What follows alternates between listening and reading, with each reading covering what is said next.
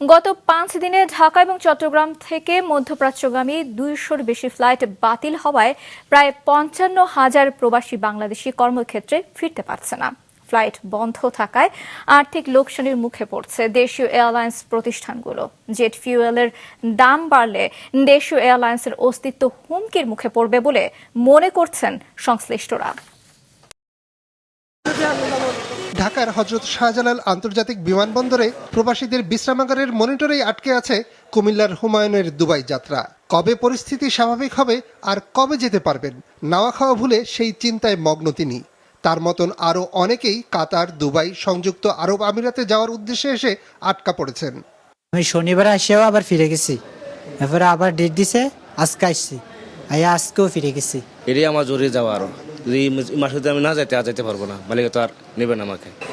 মূল এয়ারপোর্টের দোতলায় মনিটরের নিচেই বিভিন্ন এয়ারলাইন্সের পক্ষ থেকে ফ্লাইট সংক্রান্ত তথ্য এবং তাদের সাথে যোগাযোগের মোবাইল নম্বর ও ঠিকানা দিয়ে দিয়েছে সংশ্লিষ্ট প্রতিষ্ঠানগুলো। সেসব দেখে ফ্লাইটের সর্বশেষ অবস্থা সম্পর্কে জানতে পারছেন বিদেশগামীরা।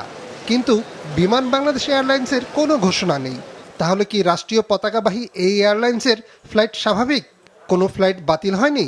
প্রতিষ্ঠানের জনসংযোগ মহাপরিচালক বশরা ইসলামের মোবাইল ফোনে কল দিলেও সাড়া মেলেনি, SMS পাঠালেও সাড়া দেননি তিনি। যুদ্ধাবস্থার কারণে দেশীয় বেসরকারি US বাংলা এয়ারলাইন্সের মধ্যপ্রাচ্যের বেশ কয়েকটি গন্তব্য স্থগিত হয়ে গেছে। দুবাইয়ে আটকে পড়া 46 জন কেবিন ক্রুদের বিশেষ ব্যবস্থায় ফিরিয়ে এনেছে তারা। তবে ফ্লাইট বন্ধ হওয়ায় প্রতিদিন লোকসান গুনতে হচ্ছে এই প্রতিষ্ঠানকে। যে লিজিং মানি বলেন, ইন্টারেস্ট বলেন, অ্যাডমিনিস্ট্রেটিভ কস্ট বলেন, সমস্ত ইনফ্রাস্ট্রাকচারের জন্য যত কস্ট আছে প্রত্যেকটা কস্টে ইনভলভ আছে। ফ্লাইট বন্ধ থাকায় শুধু এখন না, সামনে জেট ফুয়েলের যোগান ও মূল্য নিয়েও উদ্বিগ্ন এয়ারলাইন্স ব্যবসার সাথে জড়িতরা। 40% or 50% of any এয়ারলাইনের অপারেটিং কস্ট হচ্ছে ফুয়েল। তা আমাদের যে কোনো এয়ারলাইনের, বাংলাদেশের যে কোনো এয়ারলাইনের পক্ষে যদি তেলের দাম অস্বাভাবিক হারে বাড়ে, তাহলে ফেয়ারটাকে আগের জায়গায় রাখার কোনো উপায় থাকবে না। টিকিট রি ইস্যুতে বাড়তি খরচ হবে বলছেন এয়ারলাইন্স সংশ্লিষ্টরা। এমন অবস্থায় দুই পক্ষের স্বার্থ রক্ষায় সরকারকে এগিয়ে আসার আহ্বান তাদের। একটা বড় অংশই হচ্ছে লেবার ট্রাফিক।